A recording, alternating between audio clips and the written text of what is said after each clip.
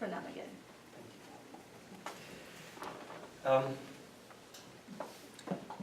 It's a pleasure to be here in this beautiful yoga studio this evening with all of you. And I think it'll be good if I can stand and speak. You know, I like looking at people when I speak to them. Or do you want me to take away the chair? No, Or let is it it be okay? there. If I feel very tired, sort of collapse.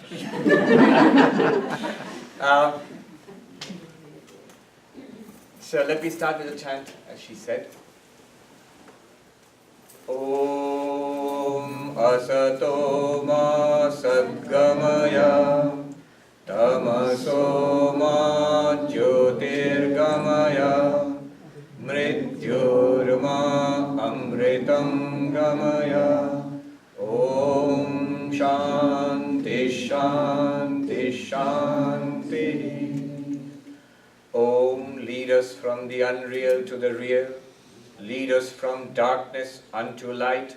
Lead us from death to immortality. Om, peace, peace, peace. I hope all of you can hear me. Those at the back, can you hear me? No. Divya, can you hear me? Okay.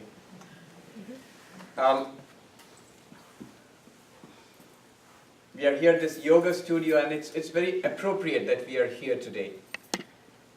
It all began here in America and in the West with this person, Swami Vivekananda. Some of you may have read in the Wall Street Journal a few years ago, there was an article, the man who brought yoga to the West, and that was Swami Vivekananda. From last year onwards, we have been celebrating the International Day of Yoga on the summer equinox, I think, on June 21st. And that's when this article was published, that where are the roots of yoga? In fact, if you read the book American Veda by Philip Goldberg, there he traces the entry and the spread and the influence of Indian philosophy, Indian thought in America and the West, and he traces it back. He begins the book with Swami Vivekananda. So he traces the influence of Indian thought in world thought, especially in America here, and in American culture. He starts with Swami Vivekananda. And for those of you who are new to this picture is of Sri Ramakrishna, his spiritual master, who is regarded as, if not the greatest, certainly one of the greatest spiritual masters of the modern time in India. And then Ma Sharada Devi, whom we call the Holy Mother. She was Sri Ramakrishna's wife, but she's not up there because she was his wife. She is regarded as an equally great saint and spiritual teacher in her own light. I'm saying equally great, but actually if you go to the main monastery in near the river, on the river Ganges near Calcutta, where I've come from, there is a temple to her and there's a much bigger temple to him. And there are more people going all the time to her temple than to his temple. So that is Ma Sharada, Sri Ramakrishna, and his disciple Swami Vivekananda. That Vedanta is here today, that yoga is here today, that I am standing and we are talking about Upanishads here today is to a great extent due to his work. He came here in 1893, the World Parliament of Religions, to talk about Vedanta. Vedanta is the philosophy based on the Upanishads. Since we are standing in the yoga studio here, where you learn about asanas and pranayama, different kinds of yoga practices, which are mainly hatha yoga practices, but it's also an entry into the very profound philosophy of the Upanishads. Vedanta and Upanishads are synonymous. In fact, one of the definitions of Vedanta we gave when we teach the Vedanta is Vedanta Nama Upanishad Pramanam in Sanskrit. What does that mean? Vedanta is verily the spiritual knowledge found in the Upanishads. So the Upanishads and Vedanta are the same. What are the Upanishads? The Upanishads are the highest spiritual teachings found in the most ancient scriptures of the Hindus, the Vedas. The Vedas are the ancient scriptures of the Hindus, dated back at least to 6,000 years, and probably much more in oral transmission. And in them, a part of them, are the Upanishads, where you find the highest teachings, the highest spiritual teachings. And in fact, the Upanishads form the spiritual, the philosophical core of Hinduism. All of Hinduism can in some form or the other be traced back to the Upanishads. An incredible set of texts. There are several of them, we'll talk about that. What I'll do this evening is, I'm going to give some general introductory remarks about the Upanishads, and then we will take a look at the teaching itself, at the central teaching, and try to see what they are talking about. At least at the end of the talk, the takeaway from the talk will be a general idea about the Upanishads, but more importantly, the central teaching of the Upanishads. We should know what the central teaching is by the end of the talk. And if we follow very, very carefully, maybe even become enlightened. I'm not promising that. So the second part of the talk will be an actual guided practice into the philosophy of the Upanishads, a philosophical inquiry to see who we really are. And I'd invite you to follow that very carefully. But first, a few words about the Upanishads. As I said, the Vedanta is based on the Upanishads, and there are many of these Upanishads at the end of the Vedas. I found it scattered throughout the Vedas, sometimes towards the end of the Vedas.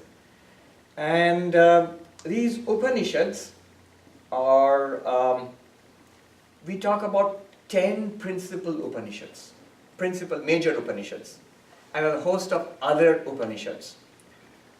There is a verse which you memorize when you study the Upanishads. There's a verse which you memorize to recite the names of the 10 principal Upanishads. And the verse goes something like this.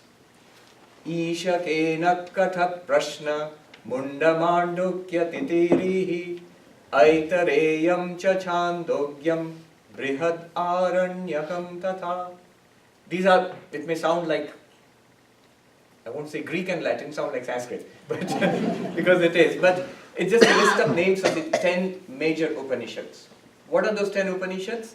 The Isha Upanishad, Kena Upanishad, Katha Upanishad, Prashna Upanishad, Mundaka Upanishad, Mandukya Upanishad, Taittiriya Upanishad, Aitareya Upanishad, the Chandogya Upanishad, and the Brihadaranyaka Upanishad. So these are the 10 major Upanishads. Who decided which are the 10 major Upanishads? It's just because about 1400 years ago, this is India, so whenever you talk about old, you mean really, really old. You're talking thousands of years. I remember we as a group of young monks were taken on a tour of some old temples in Bengal. In Bengal, the temples are not particularly old. Somebody was showing us a particular temple and saying, this is the oldest temple we've got in Bengal, the particular province of India I come from. And it's about 600 years old. And I could see those monks who had come from other parts of India, especially the south of India. They were smiling. For them, 600 years is not old at all. For them, if you go back 1,000 years, that you're beginning to talk now. So there are temples in the south of India which are more than 1,000 years old. Now, about 14 or 1500 years ago, there was this great Indian philosopher, Shankaracharya, who selected 10 of the Upanishads to write elaborate commentaries. And we are grateful to him that he did that, because these Upanishads are so old, the language is sometimes so archaic, it's difficult in some cases to make out what they are saying. It's only because he has written those commentaries again in Sanskrit, but now we understand how profound these teachings are. And he selected these 10 Upanishads, so that's why they are called 10 major Upanishads, but there are many others. You come across a list of 108 Upanishads in one of the Upanishads themselves, in the Muktika Upanishad, a minor Upanishad. You come across a list of 108 Upanishads. There, I can't resist telling the story. And that's another thing you have to be ready with Indian philosophy. There are stories and stories within stories and stories within stories within stories. And somebody said, whenever you start the Puranas, a class of Indian scriptures, they start at the beginning. And by the beginning, they mean really the beginning. They start with the beginning of the universe. Every story starts with the creation of the universe. In the Muktika Upanishad, the story goes like this. The great incarnation of God, Rama, who is God himself, and his great devotee, Hanuman. Now, Hanuman asks Rama, how does one get enlightened? One gets moksha, enlightenment. And Rama says, you just read one Upanishad. What is that Upanishad? He says it's the Mandukya Upanishad. Mandukyam ekameva alam. The Mandukya alone is sufficient. Mumukshunam vimuktai. For the liberation, for the enlightenment of those who want enlightenment. Mandukya Upanishad is alone is sufficient. And the Mandukya is actually the smallest of the Upanishads. It's just a few mantras. Just a few mantras. Mandukya Upanishad itself, without the Karika. So that the smallest Upanishad is very small. You can just write it down in half a page, the Mandukya Upanishad. And the biggest of the Upanishad, the Brihadaranyaka, is voluminous. It's really big. So the Upanishads in length, these texts are of all sizes. Now I was saying they're profound. Schopenhauer, the great German philosopher, he was one of the first Western philosophers to read the Upanishads. And that story in itself is fascinating. I won't go into that because then there's no end to it. You won't be going home before 11 o'clock in that case. But suffice it to say that a great Mughal prince, Dara Shukla, he was interested in not only Islam, but he was interested in Hinduism, and he got the Upanishads translated from Sanskrit, along with the commentaries, into Persian. And this Persian version of the Upanishads was called Upanishads. And this was a young French Indologist, Anquetil Duperron, who was 21 years old when he came to India to search for ancient texts. And he got hold of this book, the Upanishads. And he brought it back to France, among other texts, and he translated them into Latin. And this original Sanskrit, translated into Persian, translated into Latin, came into the hands of, he published it, hands of this German philosopher, Schopenhauer. And he is on record as having said that I consider that there is no study in the world as edifying as the study of this Upanishad, this text, except perhaps the originals. They have been the solace of my life, and they shall be the solace of my death. And it seems, I was reading his life, he would never go to sleep after that without reading a few pages of the Upanishads. And he had this, his little dog, he named the little dog Atma, which in the Upanishad means our real self. And so they are profound. They are, I mean, I have not come across any other body of literature quite like that. Incredible. Incredible. We shall see a little bit of that today. But first, in general, what do the Upanishads deal with? They deal with the most profound questions of life. Is there any ultimate reality in this universe? Call it God or whatever. Who am I? Who are we? What is the purpose of life? Is enlightenment, salvation, nirvana, moksha, whatever you call it, is it possible? What is it like? What is the purpose of this entire universe? What's the purpose of this game, which we are in the midst of? The greatest questions, the fundamental questions of life. And all of us, in every civilization, in every time, people have asked these questions. And all of us, we have asked these questions. Everybody, in fact, asks these questions, especially when we are teenagers. But then we sort of grow. The sadness is we grow out of these questions. The business of living catches up with us, and we grow out of these questions. I was joking, I was telling somebody that if you do not grow out of these questions, you just hold on to these questions, you either become a monk or you become a philosopher. And Schopenhauer had an interesting point about that. He used to say that there are two kinds of philosophers, a genuine philosopher and an academic philosopher. He says a genuine philosopher is a person who is puzzled by life, who looks at life and has these big questions. And an academic philosopher, according to him, is one who is puzzled by his books. But to be fair, among the academic philosophers, many of them are genuine philosophers, and many of them came to academic philosophy because they had these questions. And when we are practicing yoga, we get another chance to ask these questions all over again. These Upanishads are about these profound questions.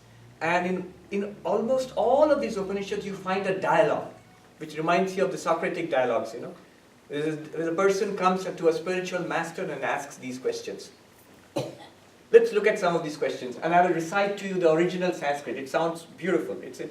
Imagine something that was composed, inspired, recited 60 centuries ago, 6,000 years ago, on the bank of the Ganges or the Saraswati River in India. This very language. In the Mundaka Upanishad, we find a student coming to the spiritual master and asking this question. It goes like this. The Sanskrit goes like this. Shaunako havai mahashalo angirasam vidivadupasannappapracha. Shaunaka, a well-to-do person, comes to the spiritual master Angiras and asks a question. It's mentioned that he comes to the master in the proper prescribed manner. The proper prescribed manner in India is you go down and bow down to the master and make an offering, and after the salutations you ask your question. What was the question? Kasminnu bhagavo vigyate sarvamidam vigyatam bhavati iti. Sir, O holy sir, what is that by knowing which I can know everything? What an interesting question to ask. Tell me that by knowing which I can know everything. In another Upanishad, we find a father asking his son, who's back from university. He finds the son has become arrogant. It seems he knows everything. And what does the old man know anyway? So he's maybe back from an Ivy League university at that time. And the father sees that this boy, his name is Shvetaketu. Shvetaketu has become proud and arrogant. So the father asks him, do you know that by which everything is known? Did your teachers teach you that? By knowing which everything is known? Same question. Same question. Eka vijnanena sarvam vijnatam. By one knowledge, everything is known. And Shankaracharya's humor is there. The boy says, no, they didn't teach me. I don't even know that such knowledge is possible.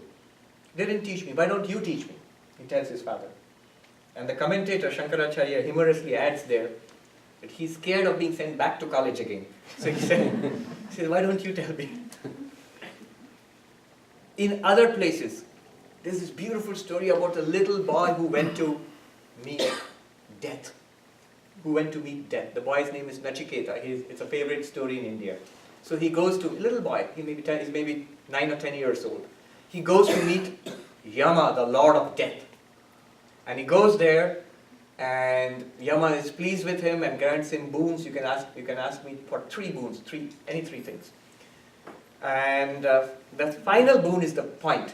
In the Katha Upanishad you find the third thing he asks this little boy, the final thing he asks is, okay, I should tell you the first and second, shouldn't leave you hanging. It's not a good way to tell a story. Basically, his dad was mad at him. The little boy's dad was annoyed with him and said something like, today here he would say, oh, go to hell, don't bother me. So, more or less he said that. Go to death. Oh, just go to death. And this being a story, he really goes to death, to the house of death. And he confronts death, and he asks these 3 boons. Death gives him 3 boons, the little boy. So the first thing he asked was, because he's a little boy, first thing he asked was like a very intelligent little boy, he asks, when I go back home, my dad shouldn't be mad at me anymore, he should love me. That's so cute, You can see the psychology of the little boy. And it's so intelligent too. Nobody ever goes back from death. And this boy, he doesn't say, I should go back to life again. He assumes it. I'm going back. So when I go back, my dad should be happy with me. He should love me. So we can imagine death smiling sort of touched, by the bar and says, okay, granted. And the second boon is, there was conventional religion in those days where fire sacrifices. So the little boy says, I see my dad doing these fire sacrifices, teach me the best fire sacrifice there is. And so the Lord of Death teaches him that. But the third question is the Upanishad. What is the secret of death? What lies beyond death? Is there something within us which does not die? Some people say there is, some people say there is not. Tell me the truth. And then the answer starts. So that's another question. In another Upanishad, Canton Upanishad, you find the same question in a very different way. Instead of saying, tell me one thing by which I know everything, the question is, how do I think? By what light within are my thoughts lit up? What inspires my words? How do I speak? How do I see? How do I hear? He's not asking for an explanation of physiology. How does the visual system work? How does an auditory system work? He's asking for one answer. What is that one thing which gives me the conscious first-person experience of seeing, of hearing? We are just now in this 21st century beginning to understand this question. In consciousness studies, if you have heard of the hard problem of consciousness, the problem of qualia, how do we get first-person experience? How do the brains work and what neurons fire and what activity is going on? That's supposed to be the so-called easy problem of consciousness. But the hard problem of consciousness is, how does all this physical activity, biochemical activity, neurological activity, translate into seeing the color red? Right? How do we taste, see, hear? How do we have the conscious experience which is our life? And thousands of years ago the question is being asked. The Upanishad starts with this question. Kene shitam padati preshitam mana kena prana prathama preti yukta kene shitam vacham imam vadanti chakshu shrotram kaudeva yunakti. What light shines in my thoughts? I'm aware of my thoughts. By what light are my words inspired? By what light am I able to see, hear, smell, touch? Our conscious life, our whole lives.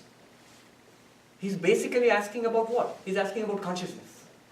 The question is about consciousness, the real nature of consciousness. He calls it, what bright being within me shines through my senses and my mind? That's the question. I mean, one can only marvel at the depth and the sophistication of these questions. So, you have this range of questions. And what about the answer? Let me give you the answer in brief, and then we will go into the second part of the presentation where I'll guide you through this process. Come. Yeah. The answer goes like this. I'll quote from one of the Upanishads where the answer is found to be, let me quote from the Upanishad. It was a favorite with Swami Vivekananda when he came to this country. He would often chant the original Sanskrit, which I shall chant for you and then translate. What is the answer to these questions? By knowing what one thing, one knows everything. What is the light within me which shines through all my thoughts and feelings? The answer goes like this. Shrinvantu vishve amritasya putraha aye dhamani divyani tastu vedaham purusham mahantam aditya varnam tamasah parastat tameva viditva atimrityumeti nanyah pantha vidyate ayanaya. What does that mean? It's simple Sanskrit but very profound and poetic. It means, listen, ye children of immortal bliss. So the teacher is addressing all of us, all of humanity, as children of immortal bliss. Even those who dwell in higher spheres, the gods who dwell in heavens, you listen to, because what I'm going to say, you do not know. This highest teaching of the Upanishads. What is that? Vedaham Purusham Mahantam. I have realized that infinite being. Purusham Mahantam, infinite being. I have realized this infinite being. I have known that infinite being. What kind of infinite being? Aditya Varnam, blazing forth with a light like the sun. Not a material light like the sun, not a material light like this, the light of consciousness. Blazing forth. In the Bhagavad Gita, when Arjuna gets this experience in beautiful and awesome poetry, it's described as if 1,000 suns rise in the sky together. Not with the material light, would be burnt up. It's the light of consciousness.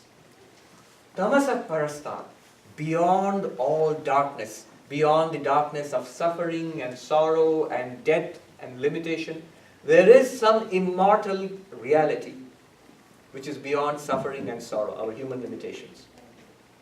Okay, suppose you have known such a thing, suppose such a thing exists. What good is it? What good does it do us? By knowing that alone, mortal man becomes immortal. One goes beyond death. One goes beyond suffering. Any other way? Any other way? We have other ways of overcoming suffering. You're sick, you go to the CVS, go to the doctor, assuming you have coverage. If you don't have coverage, there is a job, you can go and earn money. If you're bored, there's a television for you. Somebody said it's the golden age of television. You don't know, Swami, what you are missing. There's so many TV serials for you to see.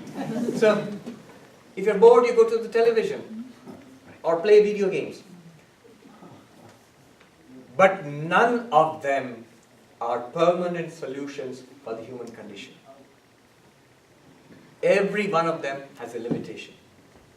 They either come to an end and after that you are still dissatisfied, you still want more.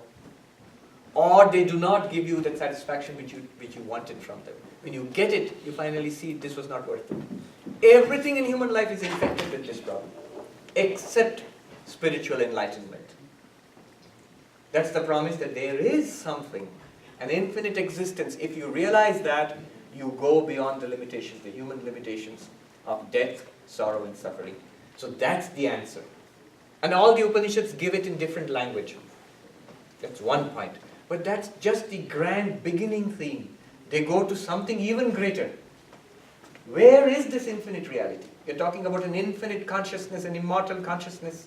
Where is it? Where do I find it and how do I find it? And here comes the highest teaching of the Upanishads. If there's nothing you go away from this talk with, just go away with this. The Upanishads say with one voice, that thou art. Where is that infinite reality? Brahman, pure consciousness, whatever. You are that. You just don't know it. You are that. In the Upanishads we find what are called Mahavakyas, the great statements. The great not in, there you get pretty long sentences in Sanskrit. I've seen sentences, one sentence covering a whole page. But these sentences are short sentences, but they are great because they are profound. And each of these great sentences, we take 4 in the Upanishads, from different Upanishads. They all mean the same thing. They all mean the same thing. You are that infinite reality. You are that.